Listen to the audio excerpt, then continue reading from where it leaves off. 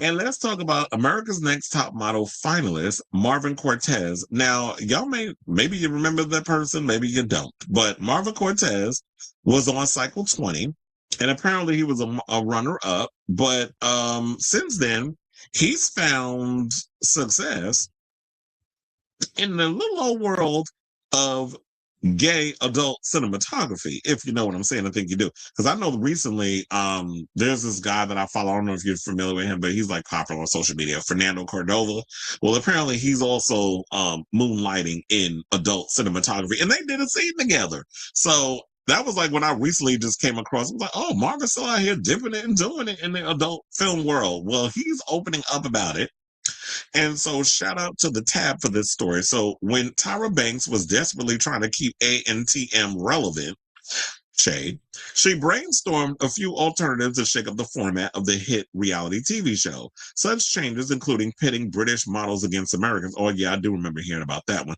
Doing a college-only cycle and only casting women under a certain height. She really shook things up in 2013, launching America's Next Top Model Guys and Girls, which I actually thought was a good idea because it's co-ed. So, I mean, which we do have that world. And then did she have Tyson Beckford as a judge? Because I was just like, he would work as a judge on the show. So the show featured 8 gorgeous men alongside the equally gorgeous women, and Bronx-based retail worker Marvin Cortez was amongst them. He was incredibly thirsty on the show, being involved in numerous dating storylines with other models. He ultimately placed second behind Jordan Miller. Though Marvin has continued to model since the show, launching his own content agency in the process, he's been considerably more attention. Wait, what? Okay, that line didn't make sense. He's gained. I'll have to fix it. So basically, he gained a lot more attention in making adult entertainment. He's now got nearly 80,000 followers on Twitter, where his very X-rated porn videos are. Currently, Marvin is charging $6.99 a month for his OF, where he has 182 videos, 479 photos, and 513 posts. Now, part of the reason I wanted to create an OF page was the increasing amount of censorship on social media. The restrictions being placed on creators and photographers is broadening on censoring. I wanted to be able to shoot and share all of my photos and videos without having to worry about being thrown off a platform. And yeah, so a lot of times, a lot of men do tend to, I notice a lot of models tend to go on social media, like because on Instagram you can post certain photos, but then they do flag you if you show a little bush, maybe your meat.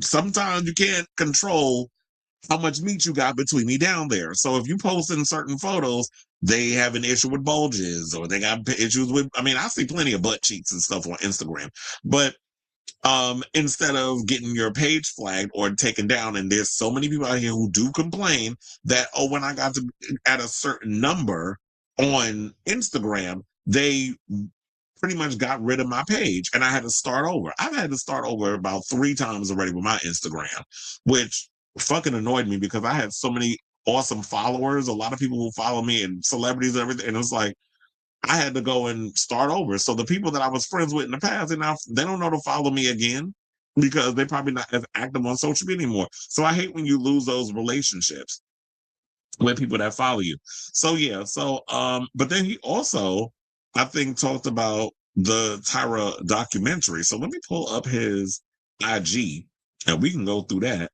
where he basically talked about it. And then we'll get into the rest of the thing about the adult stuff. So he said, a kid from the Bronx, one name away from winning top model, thinking that moment was everything. Watching the documentary, I met him again. The pressure, the brotherhood, the hunger to be seen. Grateful for the opportunity, the friendships, and the experience that shaped me. And for Tyra, who I believe did the best she could for our cycle, I can only speak for ours. But accountability matters. There were adults in the room, producers in control, and there are truths from our season that were never shown. Things that, if they had been, would change how people see this franchise. Well, Marvin, I would love for you to go and post something on your OF and spill some tea. That'd be some great content. You don't only have to sling dick on there. You could also, I mean, even though we don't mind that you do, Boy got a lot of meat between me down there. I've seen the videos and I've seen the pictures. But he can go on and use their Twitter also. I mean, not Twitter. You can use your OF. I mean, if you want to get people to really, I mean, I would say put some clothes on, but if you really want, because some people be like, well, I'll sit there with some briefs on or whatever the case is, and I'll tell the story. Give us a little story time. Tell us some of the shenanigans that went on behind the scenes of this show. You could really monetize that way better than Bowden the Mail when he was trying to monetize whatever allegedly was going on over there at Disney. It didn't really give us a bunch of anything. So he said, Cycle 25 has the chance to do this differently. Real protection, real mentorship, and a real future after the finale. Because the next kid in that lineup should leave with more than exposure.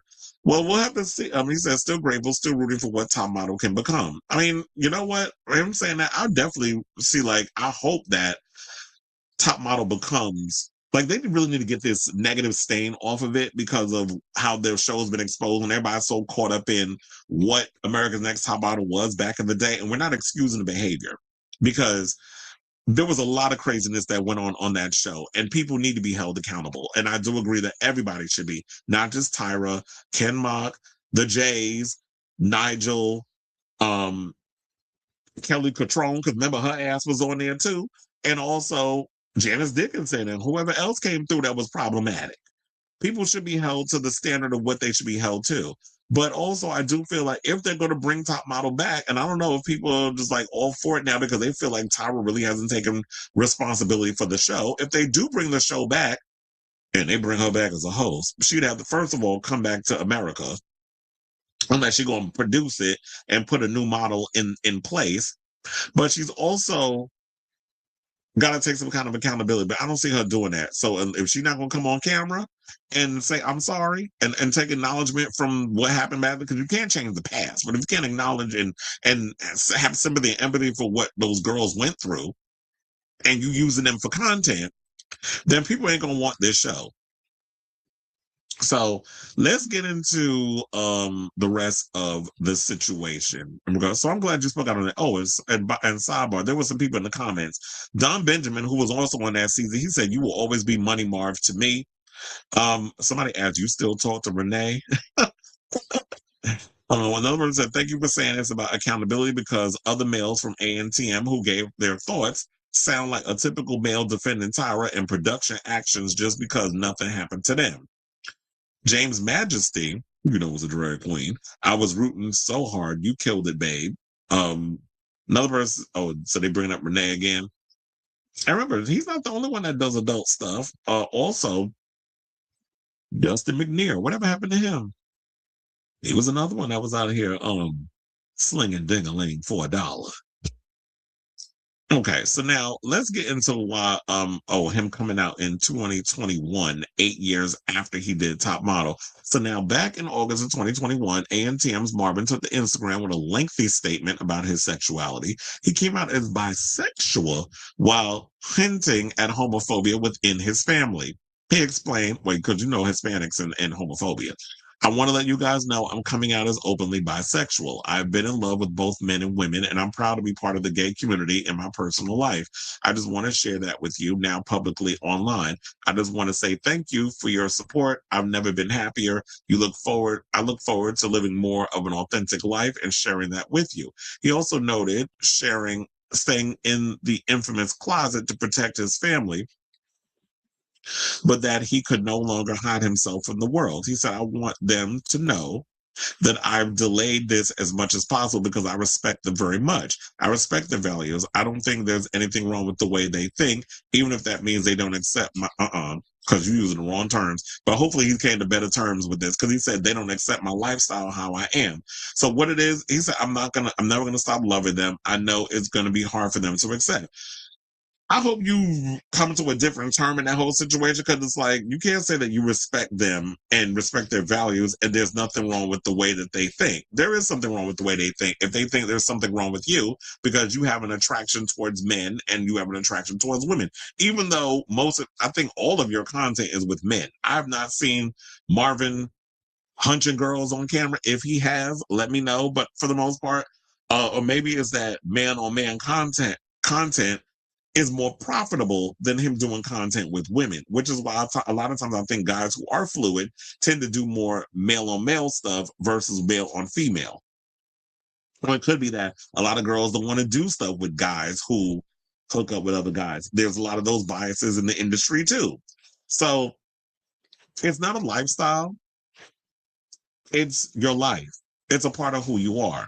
A lifestyle is I'm going to go down and play cricket, or I'm going to go horseback riding, or I'm going to wear this outfit that this stylist put together for me. It's a Louis Vuitton shoe, and I'm going to wear bonbon or something or another. That's a lifestyle, the way you carry and you live your life in those ways. But who you are attracted to is not a lifestyle. So I feel like people, especially people of color, have really got to change that narrative. But shout out to you, Marvin. You're fine. So he's so cute. And shout out to him because yeah, like he's out here doing his thing, whatever the case is. And I just feel like we need more people to speak out on the things that's going on in the world. But I like what he had to say in regards to the whole Tyra thing. So at least he came at it from a more mentally aware and understanding perspective. But I do say this, Marvin, and this is some free situation. The stuff that you know about top models, so you don't only have to use OF for the sexual content. Yes, that's when you get your coins and you probably successful over there with the amount of people that you have on your Twitter and all that other stuff. But if it comes down to it, definitely use it as a moment to create some story time specifically to your OF. And you could, and with the iron being so hot for any kind of details regarding what happened behind the scenes on Top Model, you could definitely make a mint doing that or spilling tea on what happened behind the scenes on that show. Or you can come on this show and I can interview you. That'd be a plus. So I say, oh, this is what do you guys think of this story regarding Marvin Cortez talking about why he got, why he turned to. Wait, first of all, I just realized something. Did he actually reveal? Because they mentioned in the headline the whole thing, but I don't feel like he actually revealed why he turned to gay porn. Because you talking about how you was openly bisexual and stuff, but I don't see like you didn't really reveal. But I'm assuming maybe the reason why he joined, maybe he got into adult performing because it was a way for him to take his life back in regards of his family and their homophobia, or what it probably was that, now that I'm thinking about it, it probably had to do with the Instagram. Like he was doing sexy photos for Instagram and that sort of thing. And it was his way of trying to take back the narrative by going over to OF and being like, so y'all trying to tell me I can't post these things over here and y'all looking down on adult performance. There was somebody else that brought up something too. I know I'm supposed to get off this topic, but there was somebody told me some tea about Lisa D'Amato, and I totally forgot about this.